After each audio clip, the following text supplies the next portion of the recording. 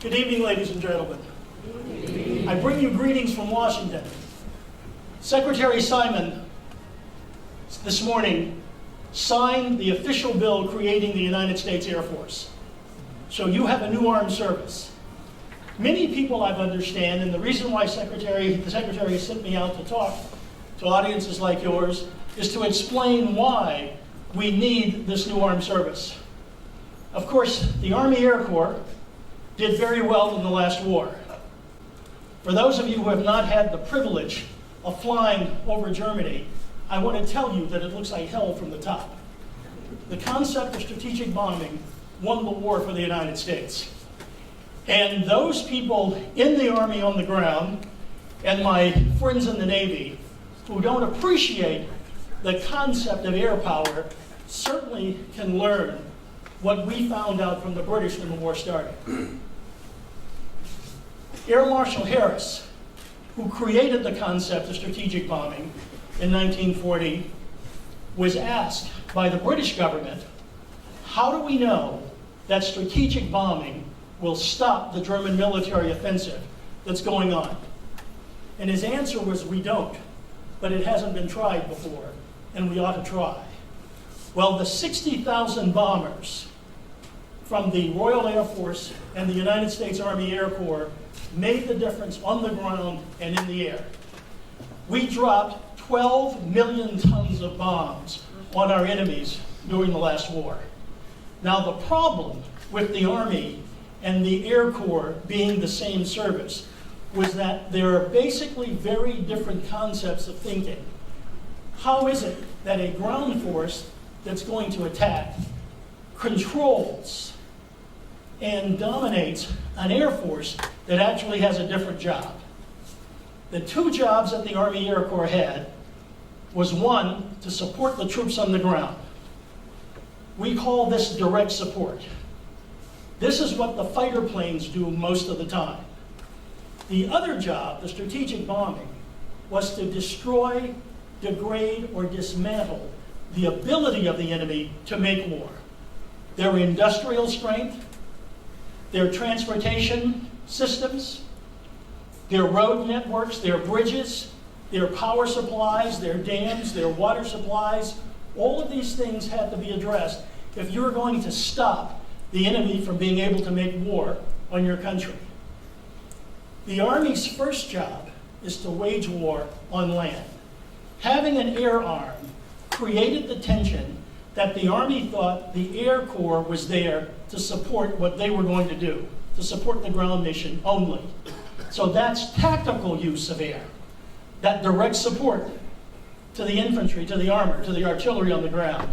The strategic bombing was necessary so that we could address these larger questions, so that we could go after the infrastructure of the enemy and make sure that was destroyed. At the end of the war, the Air Corps was still part of the Army. But of course, we had new things to think about. The advent of nuclear weapons after the bombing in Hiroshima, Nagasaki, the use of the Air Force to reach out to our enemies across the seas. These were different concepts that were so different for the people on the ground, the people who ran the ground war, the Army, that we needed to change how we looked at waging warfare itself. So the media, if you will, water for the Navy, land for the Army, air for an air arm, were so different that the training, the organization, and the maintaining of forces that were going to fight in these areas had to be under separate leadership. Different training, different organization, different structure, and that's why the Air Force was created at 10:30 this morning. The Secretary has taken all of the Army Air Corps assets and brought them into the new Air Force. Now, I must tell you, there are some things I find about this a little odd. I've been a soldier since 1936, when I joined the Army, when I graduated from West Point. And if I'd wanted to wear a blue uniform, I suppose I would have joined the Navy, where we're going to get blue uniforms very soon. There will be something like the Royal Air Force light blue uniform, I'm told. That's still being discussed It hasn't been decided.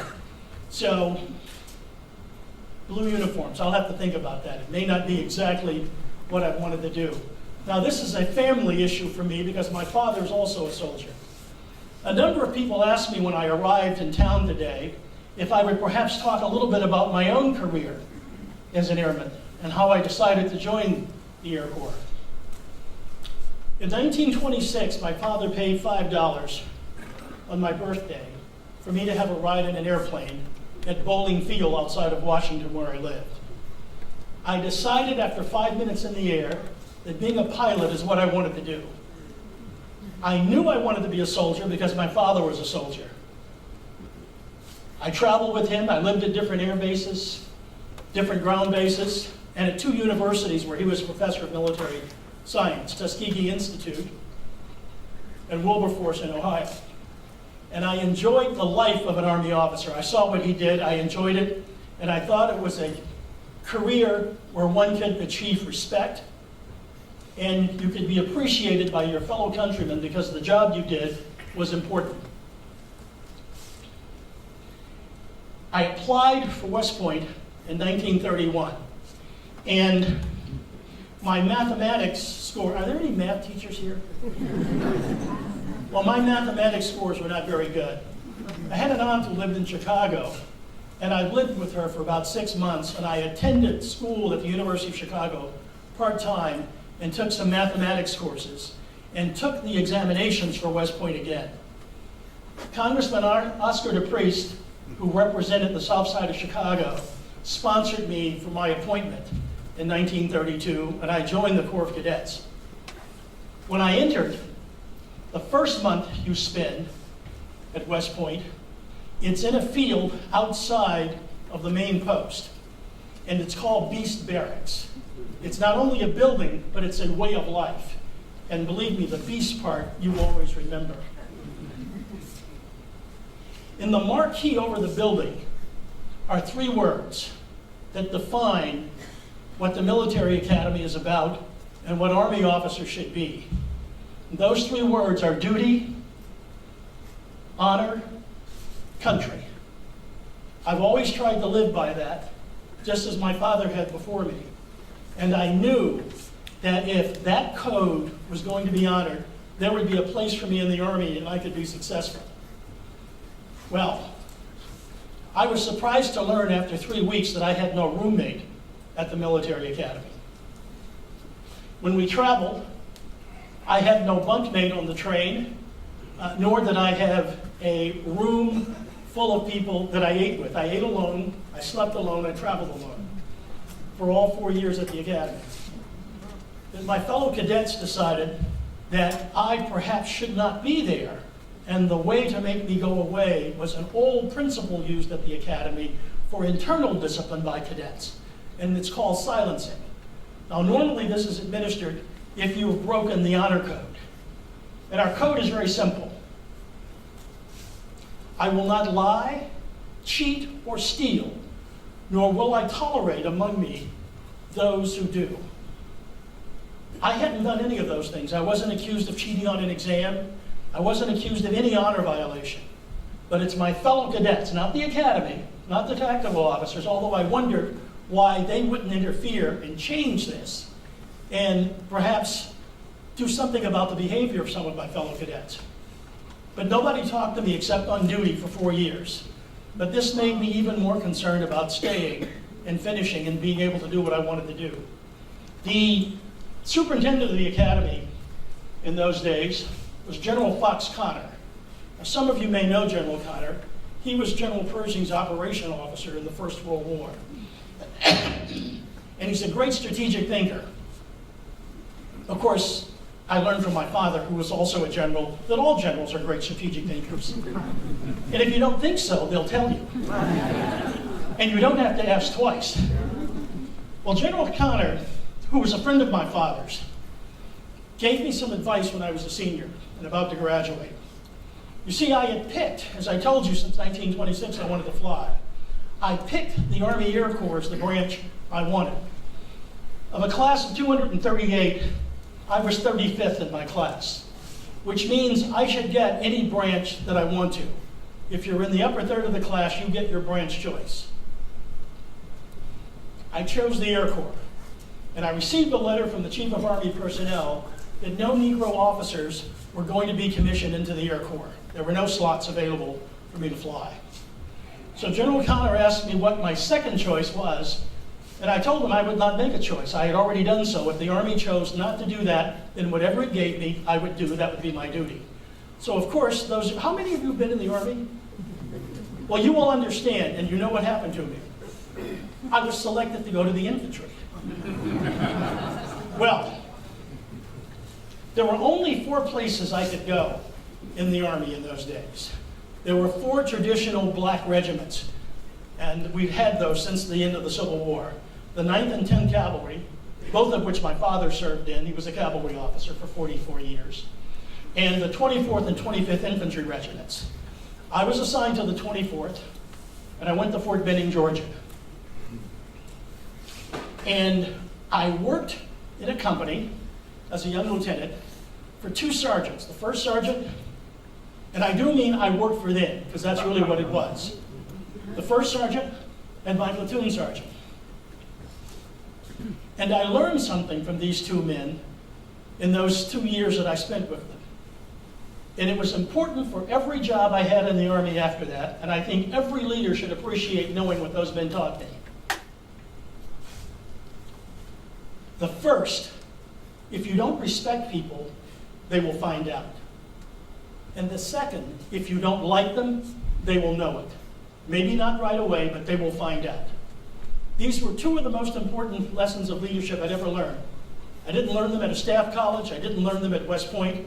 I learned them from these 2 sergeants. Well, both of these gentlemen wanted me to be successful. They knew my father. And in 1936, when I graduated, there were only 2 black regular Army officers in the Army. Benjamin O. Davis Sr., my father, and myself. Those were the only 2. So in terms of being known among these African American sergeants, obviously the family was well known, and they wanted me to be successful. Well, I mistook their professional interest for a personal friendship, and one morning I walked into the orderly room, and I said to the first sergeant, whose name was John, I said, "Well, John, it's nice to see you this morning." Well, those of you who've been in the Army, second lieutenants do not call first sergeants who've been in the Army 25 years by their first names. So the first sergeant took me out behind the company orderly room, and he explained the facts of life to me and how things were to work. Well, it's a lesson I did not soon forget. Well, I stayed at Fort Benning for 2 years. When I arrived at Fort Benning, my wife, who's fairly fair-skinned, signed for our quarters, and she made friends with a duplex with our next-door neighbor, and we were invited over for dinner. Well, I arrived home and changed into a more casual uniform, and we went next door for the dinner. We knocked on the door, and there was no answer. The screen door was open. I could hear people in the back, and we waited a few moments, and there was no answer again. Well, we went back home, and that neighbor never spoke to us, husband or wife, again, in the time that we stayed there.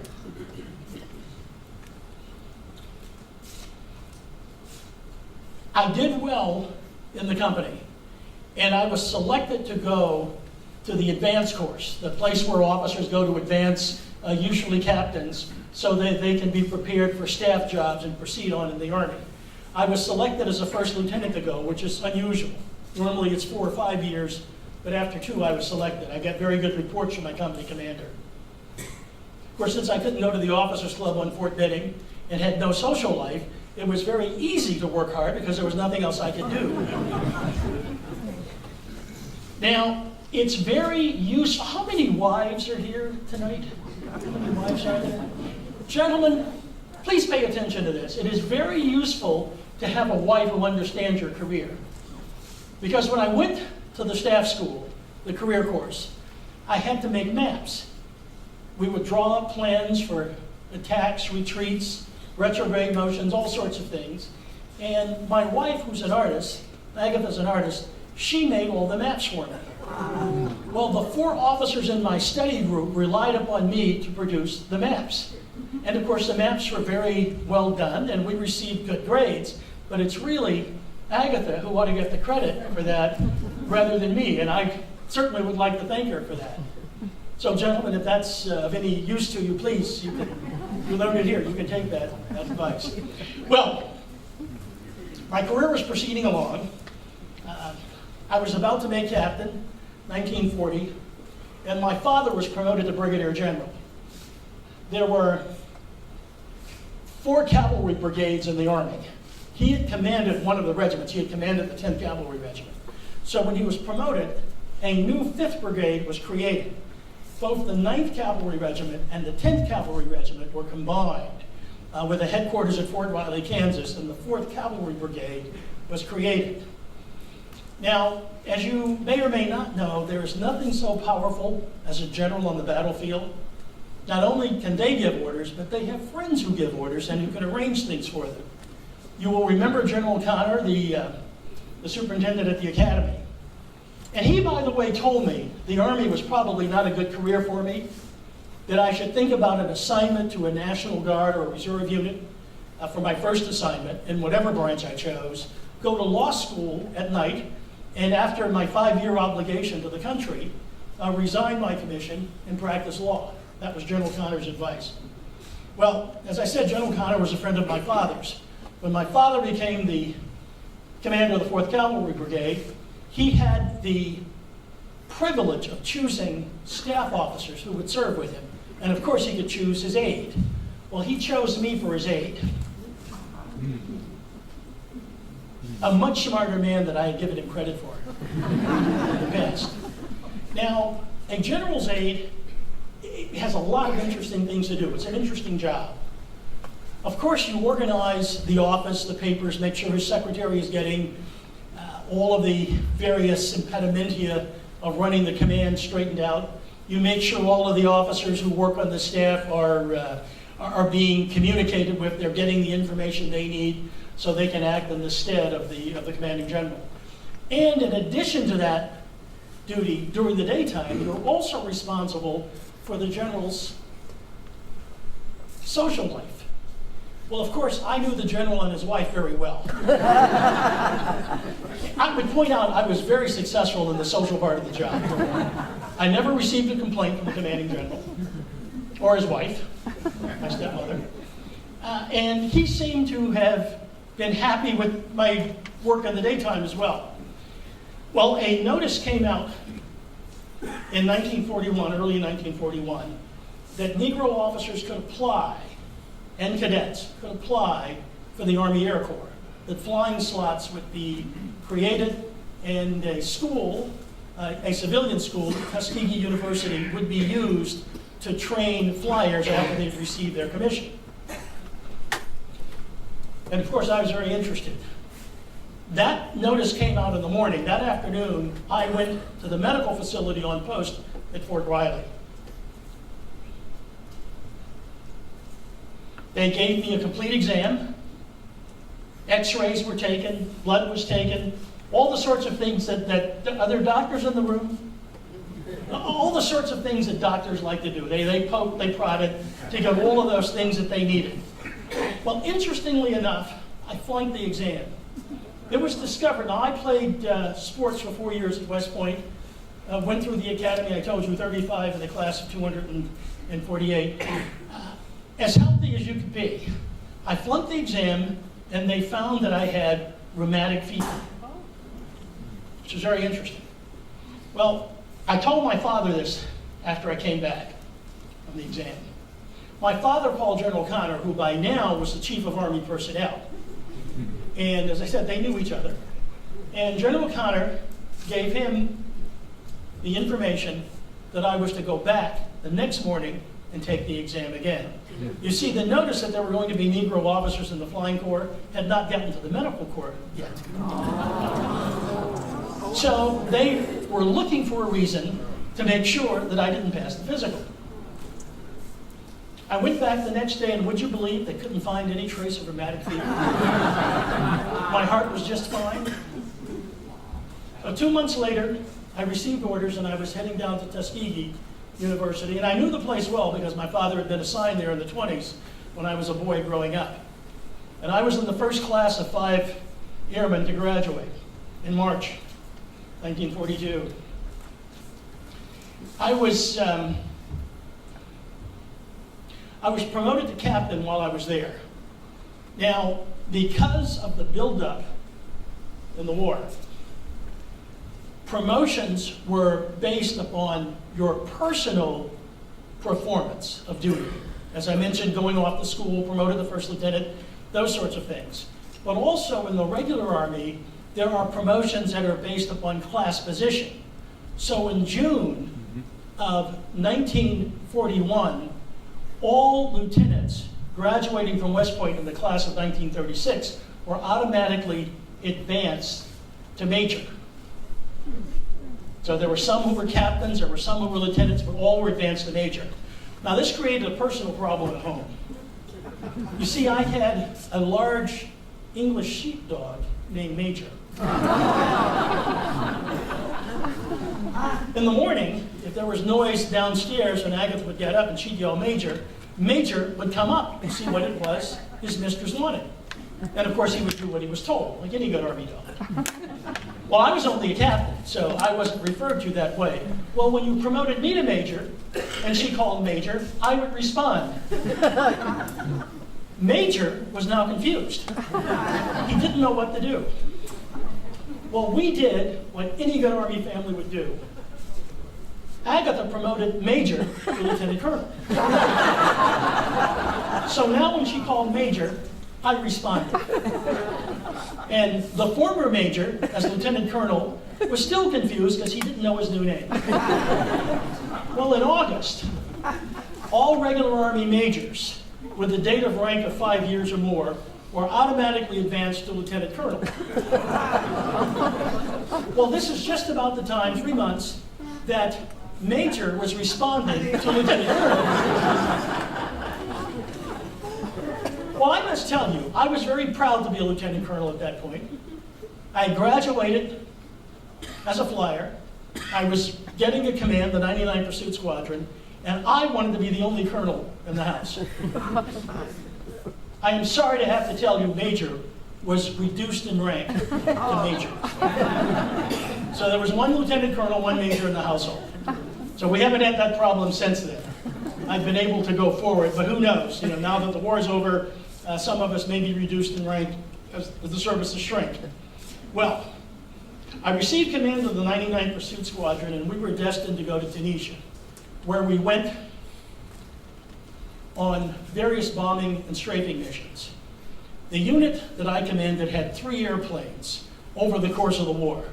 The Curtiss P-40, the P-46, P-47 Thunderbolt, and later the P-51 Mustang. And as the war progressed, we kept making better and better airplanes, and my unit was the recipient of those planes as we went along. The first year in North Africa, we were able to support General Patton's attacks upon the Germans in North Africa and participated in close air support. That is, the fighter planes were used to help the infantry and tanks advance in fighting the Germans.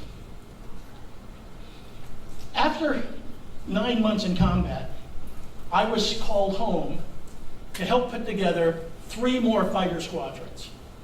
The 301st, the 302nd, and the 100th Fighter Squadron. And they were joined with the 99th to create a new fighter group, the 332nd. While I was at home, I was called to Washington, and General Marshall told me personally that an investigation was taking place, sponsored by the senior senator from Alabama, who wanted the 99 Pursuit Squadron dismantled. And the argument was that the squadron had not done very well, and that the use of these very expensive machines, P-51 Mustangs at the end of the war, cost $36,000. He wanted those planes given to white units because he thought black airmen were not doing very well. It was a waste of money. Now, the Army plan for the war had been put together in 1925. It was called Case Yellow. And this was done at the Army War College in Carlisle, Pennsylvania.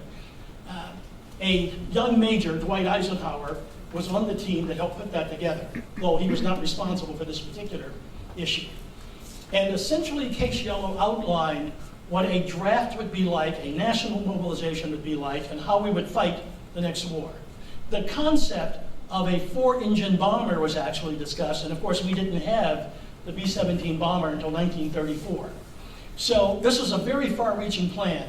But in the plan was the information that Negroes should be relegated to simple menial tasks because they could not operate complex machinery, would not fight at night, were not intelligent, and couldn't be trusted. They weren't brave or loyal. Well, that was official policy. It was not publicly known because Case Yellow was a secret for obvious reasons. It laid out all the things that were in our war plans. But this was the basic planning scheme from which the Army and the entire War Department operated at that point. Well, the senator from Alabama was able to get hearings to review Case Yellow and particularly pointed out the kill ratio of the 99 Pursuit Squadron. Now, I would point out we operated in the middle of the desert. We ate powdered eggs. There was no medical support except for the one doctor with the unit that we took over. And there was no pilot rotation. Normally, fighter pilots fly 25 missions, they rotate home. When they go home, they go to teaching assignments where they teach other people how to fly, or if they've been very successful combat pilots, of course, they run combat schools where they can give a lessons learned experiential boost to those officers who are about to go off and join operating squadrons. Other officers will go to staff assignments, training assignments, and so forth. Well, since no Negro officer could command or teach white troops or officers, there was no rotation for any of my pilots. As I explained to them, since there was no other job, after 25 missions, after 50 missions, after 100 missions, that there was only one way for men in the 99 Pursuit Squadron to go home. That was through Berlin. We had to win the war, or they were going nowhere but dying. The hearings were being held in Washington, and I was asked to testify before them as to how my unit was doing, how it was organized. And of course, when the senator found out that 3 new fighter squadrons were put together, he was absolutely livid. Well, this occurred on the 12th of April. On the 13th of April, the 99 Pursuit Squadron flew at Anzio in support of the landings there, of the 3rd and 5th Armies. On the first day, they shot down 12 planes. On the second day, they shot down 14 planes. The third day, the hearings were canceled and I was sent back to Europe with my other fighter squadrons. There wasn't any other discussion of dismantling these units. We eventually went to Ramatelli in southern Italy, and with the 15th Air Force, we flew in support of the 8th Air Force as this concept of strategic bombing began to further develop.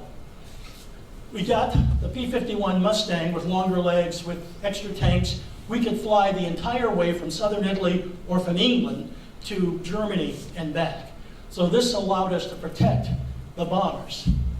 The 332nd has, and I'm very proud of this, has the reputation that during the 8 months that we supported the 8th and 15th Air Force bombers, that we never lost a single bomber. The order that I gave, and you know, fighter pilots are like herding cats. The order that I gave to the 332nd was that if you left the bomber you were escorting in pursuit of a German fighter so you could become an ace, you'd better die in the attempt because there was no place for you to land and stay in my unit. Our job was to protect the bombers, and we couldn't win the war unless we did it. Well, that's the kind of thinking and the kind of work it takes for us to have an Air Force that's going to win. I won't bore you with any more stories. I understand I've got a flight out of here very soon, but some of you may have a few questions you'd like to ask. Yes, sir. How many Negroes were in West Point before you? I was the 4th black graduate of the military academy. I was the first in the 20th century. There were 3 in the 19th century, but I was the first in the 20th century. The last black graduate was Colonel Young, Charles F. Young, who graduated the class of 1888. Fought in Mexico with Pershing, and in fact saved General Pershing's life twice. Yes, ma'am. Okay, the question was, what college did my dad go to? My father didn't go to college. He was a direct commission student. We lived in Washington. His father worked for General MacArthur's father, who was a federal judge. And he gave him the advice that he thought as a young man the Army was a good career for him. And my father joined the Army as an enlisted man. After 2 years, he worked for Colonel Young, who was then a lieutenant, who suggested he apply for a direct commission.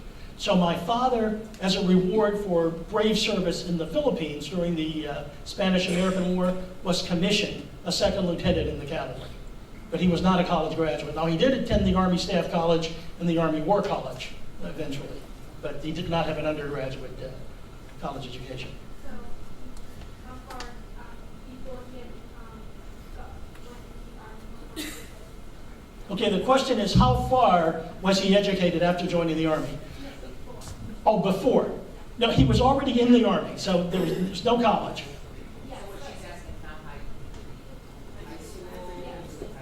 Oh, well, he was self-taught. He was very well educated, very well read, eventually becomes a professor of military science because he attends these military schools that are the actual equivalent of graduate school.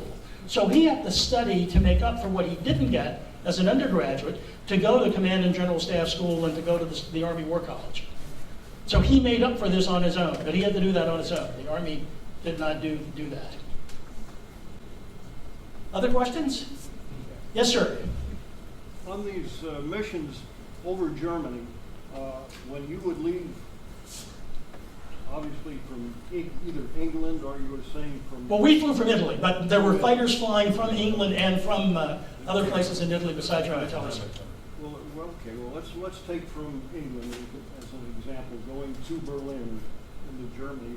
Approximately how long would that mission have been? That's 1,500 air miles. That's a 6-hour flight both ways. And of course, we'd loiter over the target area. So you fly there, you stay, you orbit, waiting for the bombers to finish. And of course, as soon as the flak stops, the Luftwaffe is going to come up looking for them. So we would wait for them to be able to suppress the rising fighter cover, and then fly back with the bombers. But the missions were at least 6 hours. Other questions? Yes, ma'am. We lost the entire group. Now, a group has approximately 1,100 men, officers and men.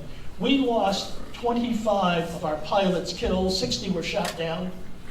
Very few enlisted men were, but some of them were certainly sick. Malaria in North Africa. As I said, the medical support wasn't very well. So that's about 10%. About 100, almost 100 casualties out of approximately 1,100, 9.5%. Yes, sir. You were introduced as general. You have birds on your shoulder. Well, does someone here know the president? Is that perhaps something I don't know? And my father is a general, I'm just a colonel. But who knows? If you work hard, I believe in America, anyone's able to rise and do well. So, fingers crossed. Maybe a possibility, but just a colonel, at least for now. Yes, sir. What year did you retire? Well, sir, I'm only 35 years of age.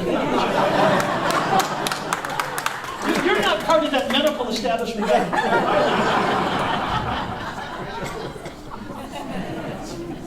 I'm just 35, please. Not yet, not for a while. Well, you have to do at least 20 years, so I suppose I could retire in 1956. And I've only got 11 years of service. But who knows? Who knows? Things may go well for me. Yes, ma'am.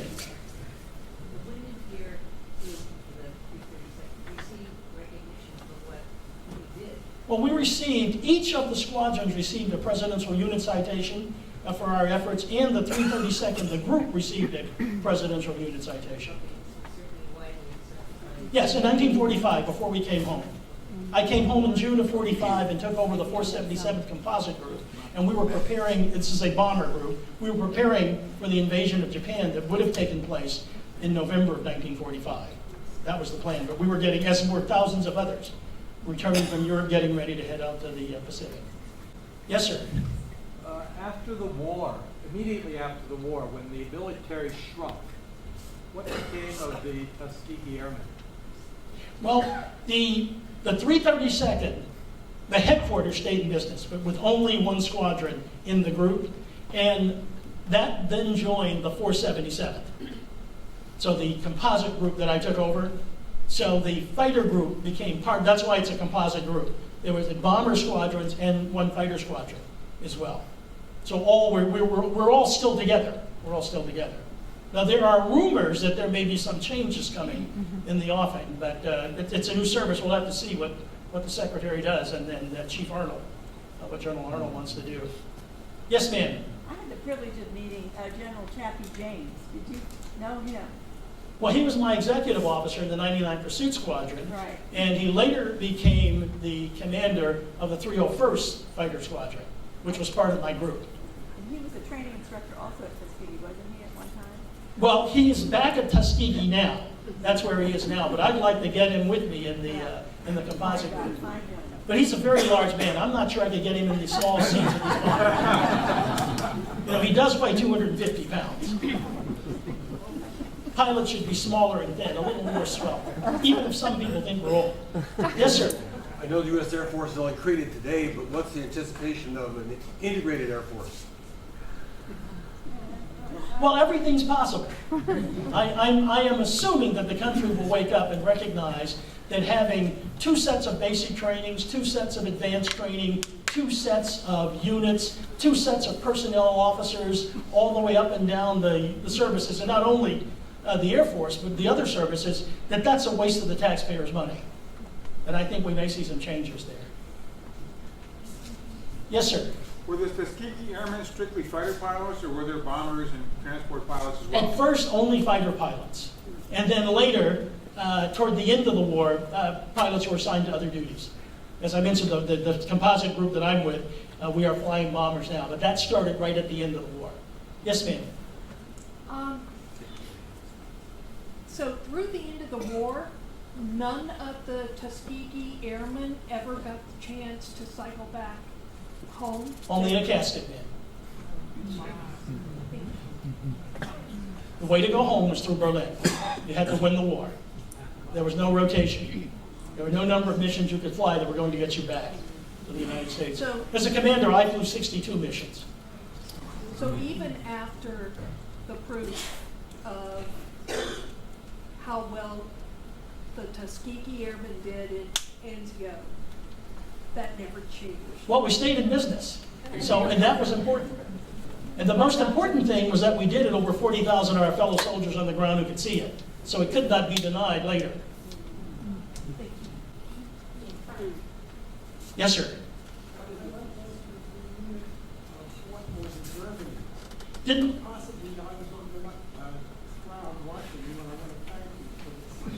well, thank you, sir, and thank you for your service.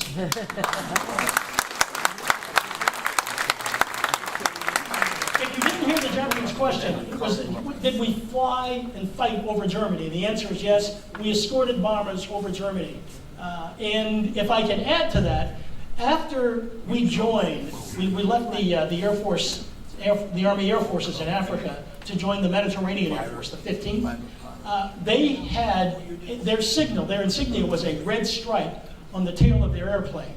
Well, now, bomber gunners are very nervous people, and you can understand why. So, to make sure that at 400 miles an hour, a Messerschmitt, a Focke-Wulf, or a Mustang might look alike to a gunner in the back of a B-17, I had the entire tails of our aircraft painted red. That's so they could see us and they knew not to shoot at us. So our nickname became the Red Tails. So if you saw planes with the entire tail red, we were the only ones who did that, our 4 squadrons, then you saw us when you were there. Thank you, sir. Well, thank you very much.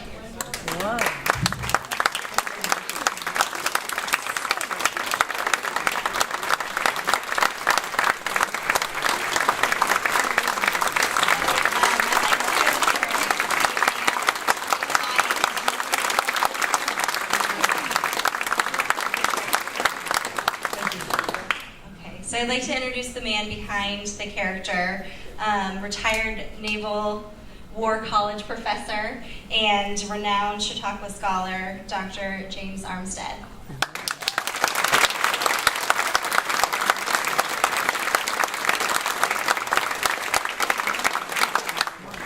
Given those last 2 or 3 questions, I suspect some of you may want to ask some things I could not answer in character. Someone asked about integration of the armed services. That's 1948.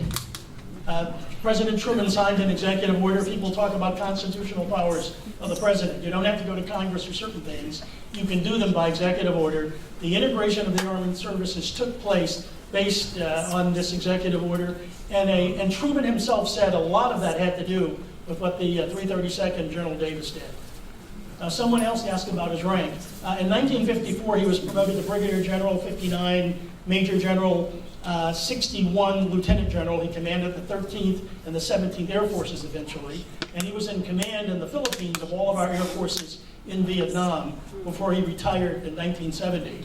At the age of 57.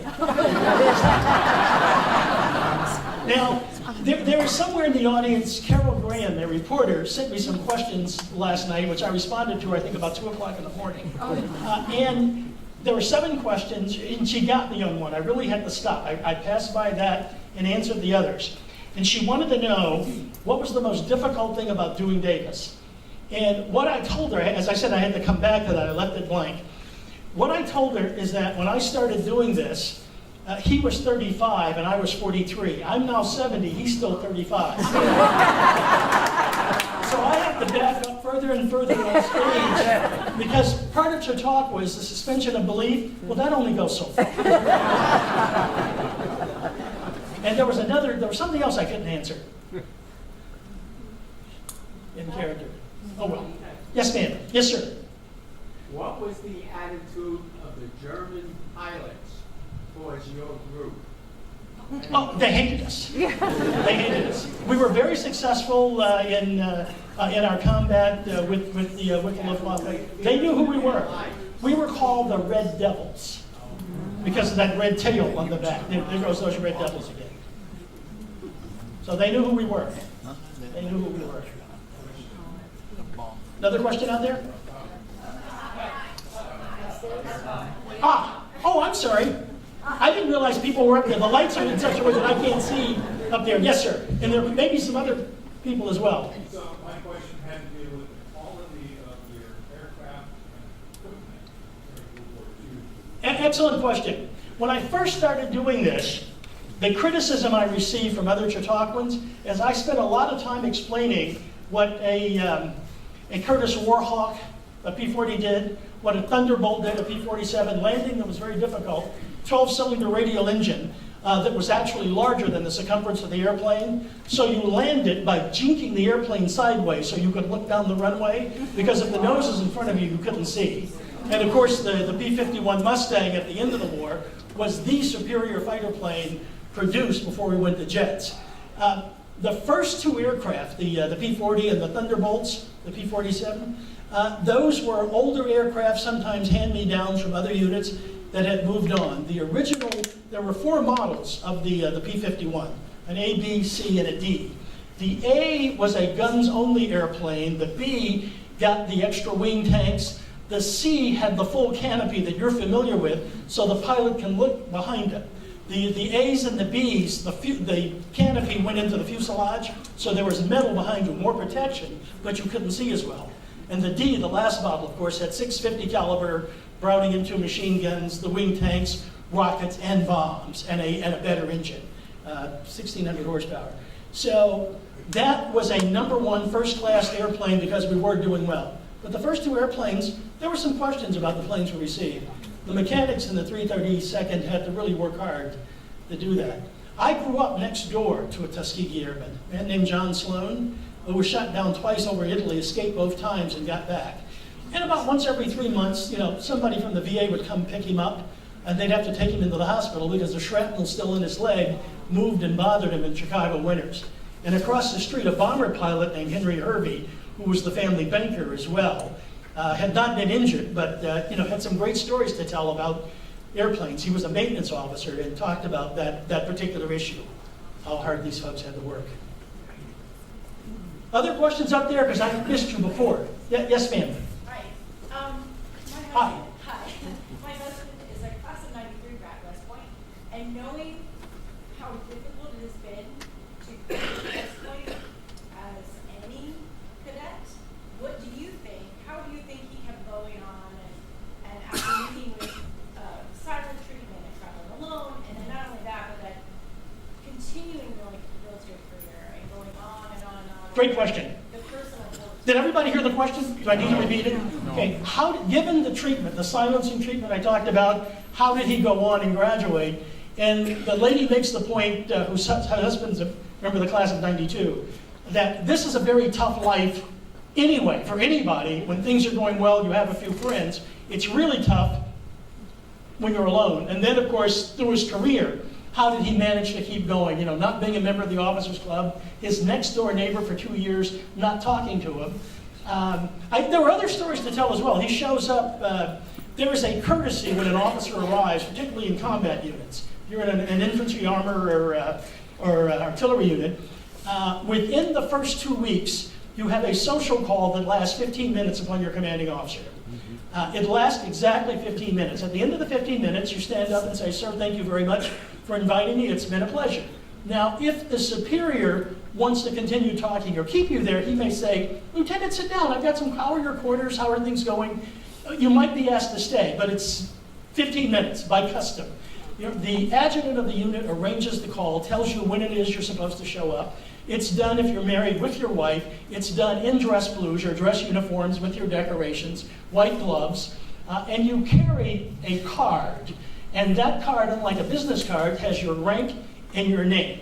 And these are called calling cards, which you have made when you're commissioned.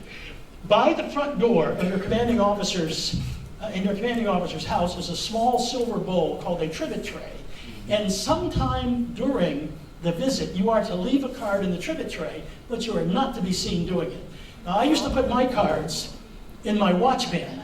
And so I could stand next to the trivet tray, saying goodnight as I was leaving, and when the commanding officer would turn away from me, saying something to his wife or whatever, I would then slip the card into the trivet tray. Because you had to look around and find this and figure this out. This is all very formalized. I mean, it's a very formal social arrangement. When Davis is first assigned to the 24th Infantry, he shows up at his commanding officer's house, and the same story is with the neighbor. The door's open, there's a screen door. He can hear people in the back of the house, no one answers the knock. And he stays for about 5 minutes or so, and then he goes home. The adjutant never says anything about it. You know, you weren't there, we want to reschedule, nothing is ever said, because he wasn't going to be received socially. Well, part of this is being stubborn. This is someone who knew exactly what he wanted to do. And remember, he had an edge over everybody else in the Army at the time. His father went through the same thing. So he understood from what his father had to go through and the assignments he got. I mentioned Wilberforce and Tuskegee. Well, what I didn't tell you is that his father was assigned to both places as professor of military science twice in his career. So he spent 12 years in those assignments. He was eligible. It took him 41 years to make brigadier general. Most of his classmates made general. Those who didn't retire made general in 26 years. So he had another 15 years of service before he was promoted. He was passed over 14 times for brigadier general until 1940, when there was pressure by the black community politically in the United States for the military to become more inclusive of blacks, because we knew we were going to war, by 1940. That was pretty clear. So he certainly understood from that. Now, while he was at the academy, I think this made him stronger. He realized that there were people who wanted to stop him from what he wanted to do for no good reason. As I said, this 3 weeks in, that he had his roommate moved out. He had no roommate, no one talked to him except on duty. Interestingly enough, when he wrote his autobiography in the late 70s, there were a number of people, including Creighton Abrams, who was a member of the class of 36, William Westmoreland, who's a class of 36, John Stratemeyer, who's a member of the class of all Army and Air Force generals. They all denied that this was true. They said no cadet would ever do that. But when questioned by members of the press as to do they remember ever talking to them, They couldn't. So there was no silencing. This didn't happen. But I don't remember ever talking to him. Well, he would be hard to forget. These are bright men. These are fairly bright men. It'd be a little hard to forget. Other questions that I couldn't take in character? Oh, yes, ma'am. You've got a lot of questions. Who are you, by the way? Come tell us who you are. Okay. You're the but she doesn't get the talk. You do all the talking. Okay, she had the last question. You look alike. Come on. I don't know. He wants to retire me anyway. So, for the rest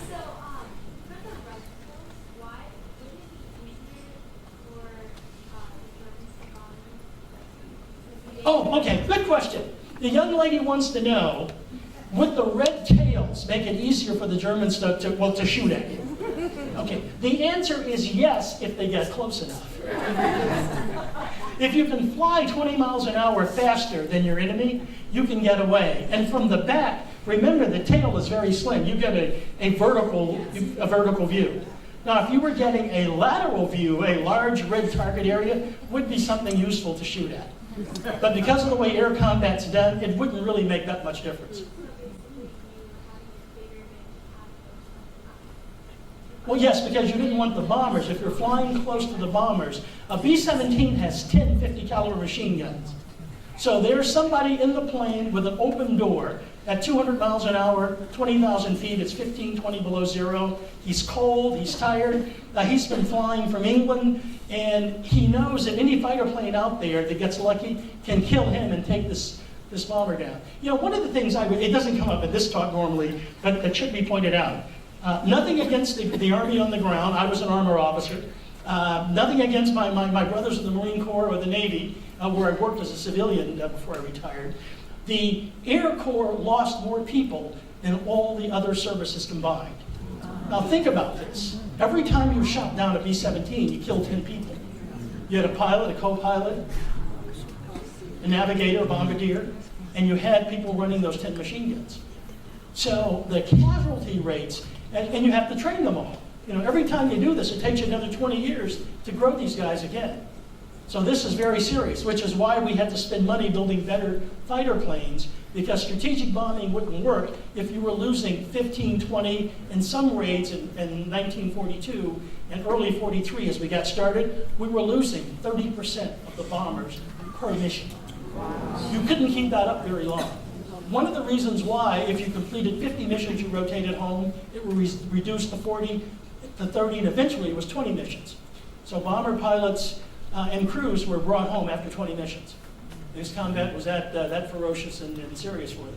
It was a very dense combat environment. Yes, sir? Do you do other characters, sir? I have 13 other characters, yes. And they are? James Beckworth. I was here as James Beckworth, a mountain man who discovers the lowest pass across the Sierras last year. I do Lemuel Haynes, who was a Minuteman. He was the first black graduate of Middlebury College. He was a Methodist minister, wrote 10,000 sermons, practiced for 30 years in theological debates all over New England from 1800 until 1833 when he died. Wrote a lyric poem about the Battle of Concord. He was at Concord and marching toward Lexington when the British retreated. The poem is every bit as good as The Midnight Ride of Paul Revere, but it was lost for almost 40 years. His children found it. It had been published, but had gone out of publication and brought it back. Beckworth, of course, which I did here. Thaddeus Dunkley, a cowboy who is an escaped slave from Clarkson, Tennessee, who was on the first cattle drive north from Texas to Montana in 1866, when the chuck wagon was invented, worked for the Goodnight Loving Trail, worked for Colonel Goodnight, for Charlie Goodnight, the Cape RM Ranch, and was a cowboy for 60 years. He dies in 1930. Henry Flipper, the first black graduate of the Military Academy, who, after the Army, a very interesting life, as an engineer, he becomes an expert in mining and starts to study on his own mining law, becomes an expert in both Mexican and Spanish land grant law in the Southwest, and eventually the head of the company he works for becomes a senator from Arizona just before the First World War, and he brings Flipper back, who becomes the chief counsel. Remember, he's not a lawyer. Chief counsel of the Senate Interior Committee because of his expertise, and he writes the mining law that is still the law in the United States. Let's see, Charles Young, who came up in one of the discussions, and the Youngs and the Davises interact in several places. Young is a very good friend of W.E.B. Du Bois, writes a number of interesting treaties. As I said, he rides twice to Pershing's rescue in Mexico, passed over 3 times for promotion to brigadier general, is not given a combat command. In 1917, is found to have a weak heart and forcibly retires. He's a professor of military science at Wilberforce University. He gets on his horse, he's a cavalry officer, he rides 625 miles to Washington, D.C. in the winter through a snowstorm and shows up at the home of the Surgeon General and asks for another test. Maybe his heart isn't that weak after all.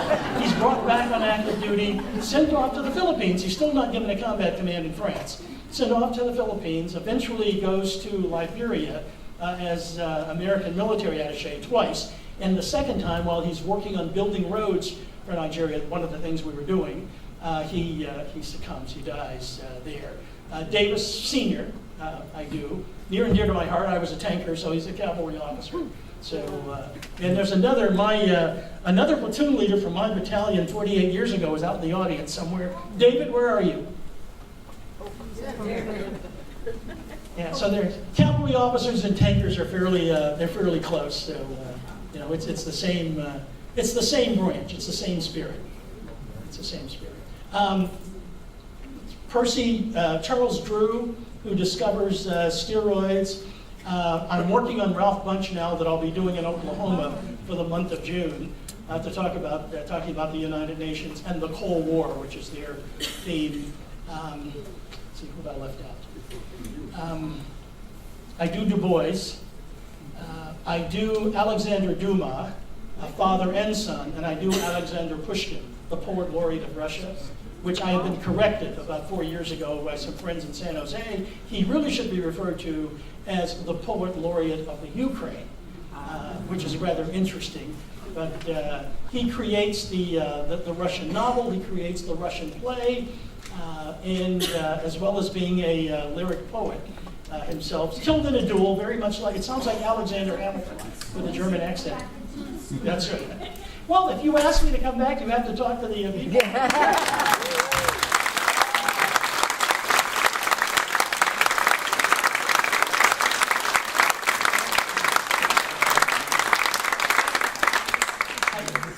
Yes, sir.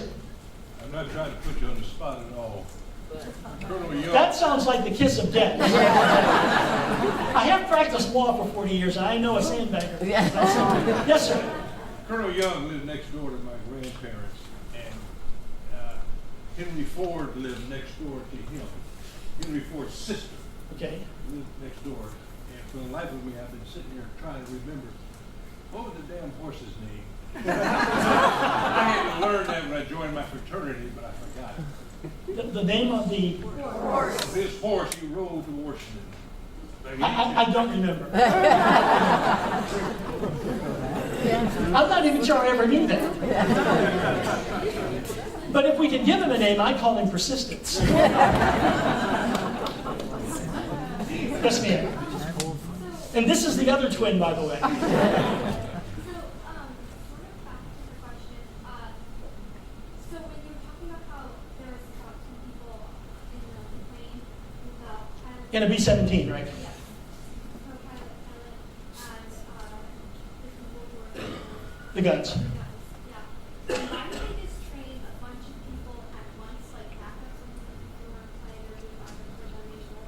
They start getting the people who were trained. Okay. The question is, if you've got 10 people on the airplane, why don't you train a lot of them at once so you have backups? Well, they did. This was a big war.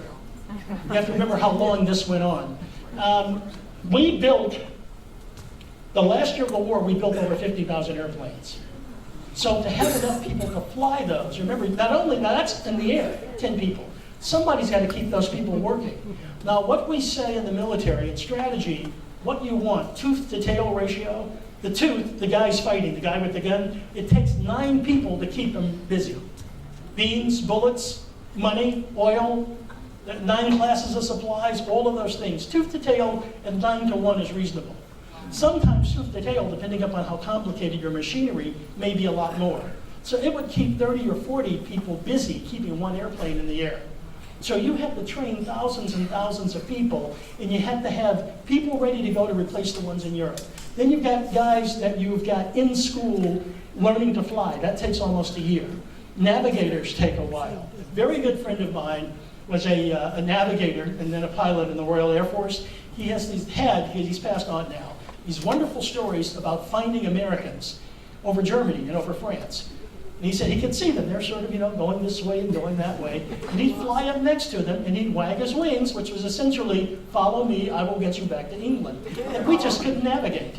We were brave, we could fight, we could fly, but we could not turn out great navigators.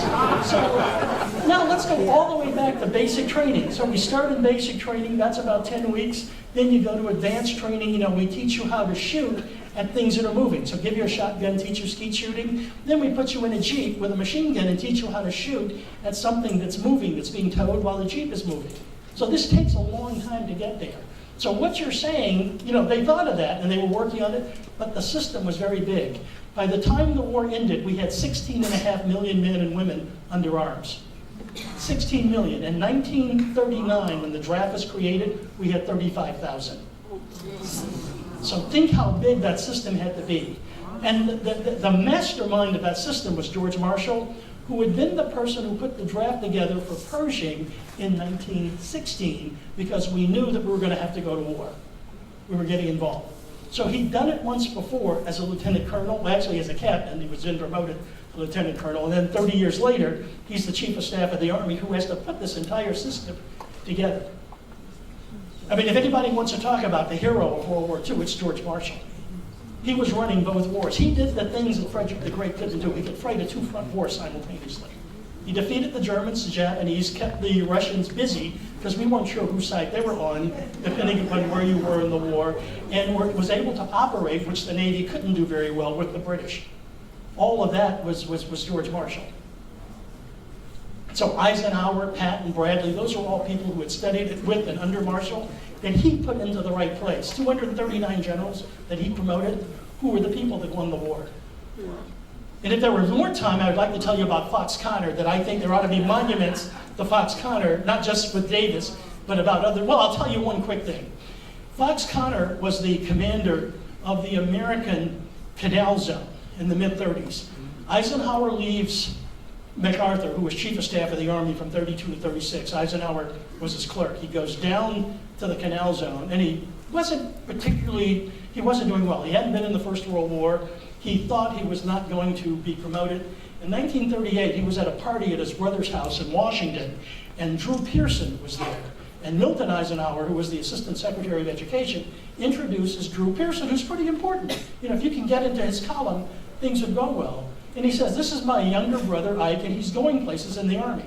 Drew Pearson stands back, takes a look at this middle-aged, balding major, and says, well, then he'd better get started. Now, he was a 5-star general 5 years later. But, in 1938, things didn't look all that good. It was Marshall doing that. But Fox Connor he thought Eisenhower wasn't intellectually curious. So he gave them sets of books. He traveled with a library with him that he had, and they were both geographical bachelors. Connor's wife and Eisenhower's wife were both back in the States. As they were newly assigned to the Canal Zone, they'd get settled, get their houses set up. And he told Eisenhower, after they had these long discussions over several months, and he'd read Clausewitz and Jomini and other military history and philosophy, what he said is there are 3 rules you need to be successful tactically and strategically. You never fight unless you have to. You never fight alone, and you never fight for long. Follow those rules, you will be able to win your wars. Do not violate any of those. Looking back in history, you will lose. So if people are going to question, if you want to run for president, people are going to question them about strategy and what they think, they should read Fox Connor. They should read Fox Connor. Why we don't have statues to him in a Connor Hall at West Point, I do not understand. So all of my students at the Naval War College will tell you that they've heard so much about Fox Connor, they're sick. Yes, sir. I'm curious, you talk about how there was no rotating the pilots back home. Right. Did the Tuskegee Flight School utilize ace pilots to No, teach they combat? had some few black pilots who were professional pilots before the war. The man who ran that, I was the guest speaker for the latest chapter in Little Rock about 10 years ago of the Tuskegee Association, and the original chief pilot was there. He was 82 years old at the time. Now this is 10 years ago. 82 years old at the time. He was a civilian pilot who was contracted to be the chief instructor for that school, and then white pilots were brought in from the various training schools. That's how that was done. But they didn't get to rotate back there. Because if you had junior instructors with no combat, they would have been senior to them. You know, we get back to Case Yellow in 1925, how we're going to win the next war. Yes, ma'am? I just wonder, I think you said that you did sports when you were at West Point? Yes. Now, how did you? Not me, but General Davis, yes. I'm just a tired old professor. Long retired. These people weren't talking to you. How did you get it? Well, they could talk on business. And they considered sports business? Well, of course, because you're required to play one team sport, one individual sport, your entire 4 years. Right. So that's duty. That's duty. That's duty. At the University of Chicago, taking remedial mathematics.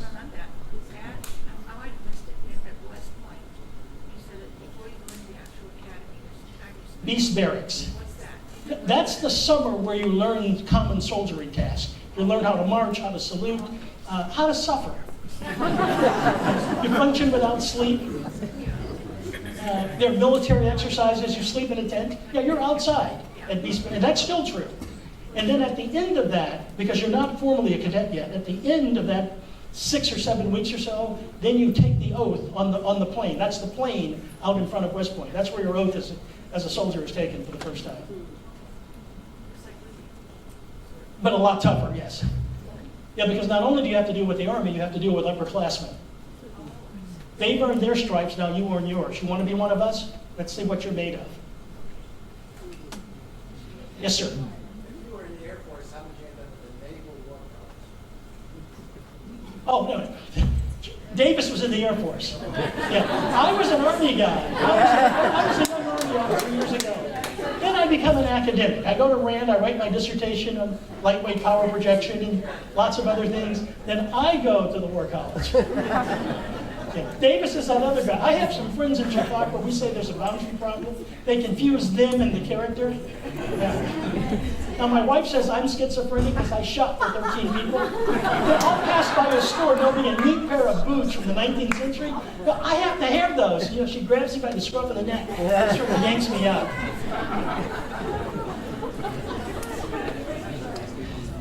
Yes, sir. I would ask you to put the modesty aside for a moment. All the people you talked about are very impressive. When you did backward, I was very impressed with your own credentials. Could you speak to that? Maybe I think people might not know you and how you served. You sort of touched around it, but I was really impressed. The question is, when I talk a little bit about myself, I'm a retired professor of strategy and international law at the Naval War College. I was a professor at the Naval Postgraduate School before that, and I taught international security affairs and international law. I worked for the UN for a while. If you're familiar with the ICC, the International Criminal Court, I wrote 2 of the 4 crimes, and I was the English language drafter of the Treaty of Rome, which created that for the United Nations. Is that enough? I was an Army officer, a JAG officer, civil affairs. You know what I mean? I'm still a member of the militia in Virginia. I've been away for 2 years. They won't let me quit. I'm working on things this morning on the Apple Blossom exercise and terrorism things that I work on. David, where are you? My colleague from the 2nd to the 37th Armor. David and I and Paul Olbrich. Paul, are you with us? Dr. Paul Olbrich, medical type, in the corner. The 3 of us and one of my former law students from Washington and Lee were on a panel addressing the formation of new strategy for land power in the United States in December. So I've been retired 10 years, but not only do I still work, I drag my friends out to go with me as well, where we can be helpful. That's probably enough about me. I ride motorcycles too. I've got anybody Ducati riders here? Ducatis. Yes, ma'am.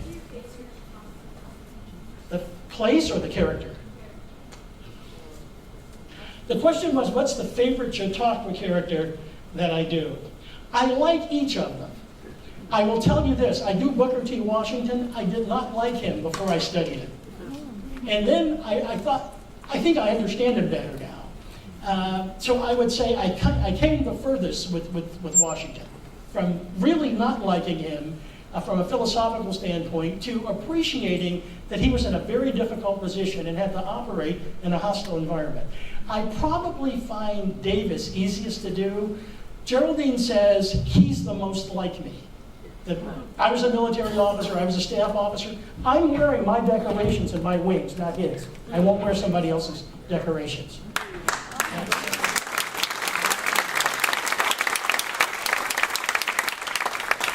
I understand him, I think, better than the other kid. I didn't have to get into his head. I sort of knew where he was coming from, what he was about. He's the easiest for me to do. You still have to learn the data on him, but to put myself psychologically in his frame of reference, that was the easiest to do.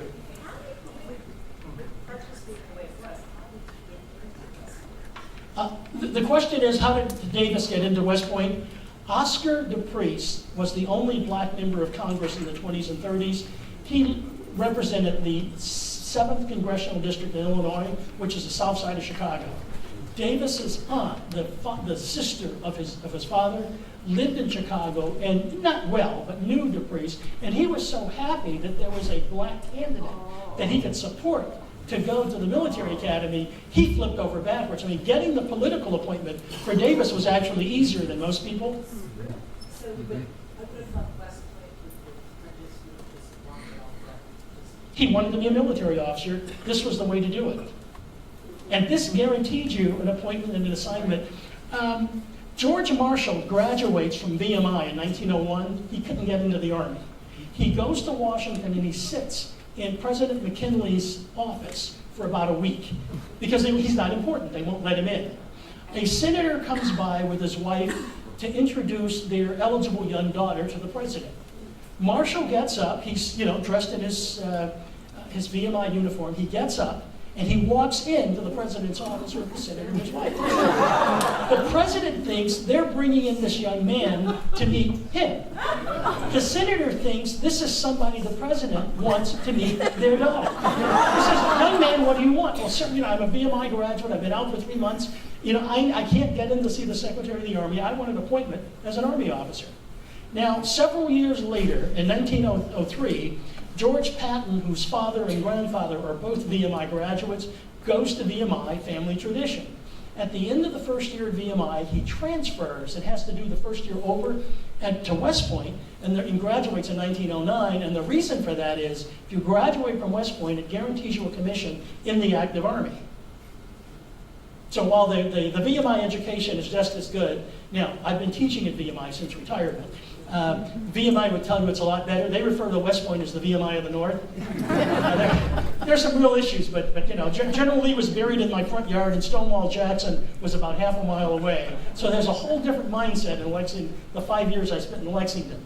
But people wanted to, if you wanted to be in the Army, you wanted a career as a regular officer, going to West Point was the only guarantee. All the other forms of commission, you can be denuded when the war's over. You can be cut back. Patton, who was a colonel in the First World War, commander of the 1st Tank Brigade, was a captain at the end of the war. And he says, Angelo Diridi, who was his batman, his aide, he takes the captain's bars that Patton has when Patton is promoted to lieutenant colonel and later to colonel, and he wraps them up very carefully in tissue. Patton says in his biography, it's interesting that even his aide feels that he's not going to be a colonel for long. So he wrapped those captain's bars up so carefully. And he was, in fact, reduced to captain for about a week and then promoted to major, but starting then. So not the major that he had been early in the war, but now he starts all over again as a major. He's not a lieutenant colonel again until 1937. He's a major for 17 years. So the peacetime Army promotions are slow. Yes, ma'am. Yes, sir. You mentioned that some of the Tuskegee Airmen were shot down and captured. Yes. Did they all make it home? Well, there were 25 that were killed. 60 were injured, were wounded, but 25 airmen were killed. Okay. But of those that were captured, were they returned? Certainly some, but most, once you're captured behind enemy lines, and airmen are fairly deep behind. They're not right at the edge, so it's difficult for them to get away. Most actually stayed in captivity. The reason I mention that is that in the closing days of the war, the Russians were liberating the Stalags and putting the men on trains to Siberia. They took 25,000 Americans and sent them to the gulags in Siberia, never to return. And there were black soldiers that were mentioned as part of the prisoners. Yeah. I wasn't aware of that, but it doesn't surprise me. I do know that when we had injured, damaged aircraft in the Pacific and in the Mediterranean theater, that if they landed in the Russian areas, one, the Russians would keep the airplanes. They dismantled the airplanes and reverse engineer them. And they would hold in the Pacific until the last 2 months of the war, they would hold as guests, quote unquote, all of the airmen they captured because they thought it would infuriate the Japanese. Remember, Russia was not in war against Japan until the beginning of August 1945. And think about the reasons for this. That the 21st of June, the Germans invade the Soviet Union with 179 divisions. To stop the German army in the 3 years they occupied the Ukraine and Western Russia, it took 300 divisions being put together, the largest army the world has ever seen. To do that, they had to take all of the army they had west of the Urals, all of the army in Central Asia, and all of their army out of Siberia.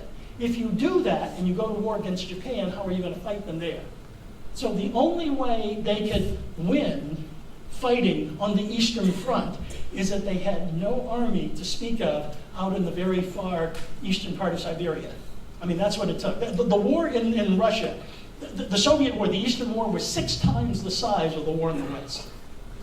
So when we study war, we don't study that. Our war colleges don't spend very much time. That's where the real war took place. That's where the war was won, literally, in the Ukraine. If we had time, I have a whole theory that the entire Second World War is about the Ukraine, but we won't go there. I go around giving. I work for the OSCE also, the Organization for Security and Cooperation in Europe. So I've spent time in Belarus, Kazakhstan, Kyrgyzstan, the Ukraine. I'm on my way back on a Fulbright to the Ukraine next fall, working for them some more. And NATO expansion, that's what I worked on before I retired. So the negotiations, Poland, Estonia, Latvia, Lithuania, Albania, the Czech Republic, Hungary, bringing them into NATO. So looking at war in the East is very important to me. And we don't spend enough time looking at that and learning the lessons we need to learn. Yes, ma'am.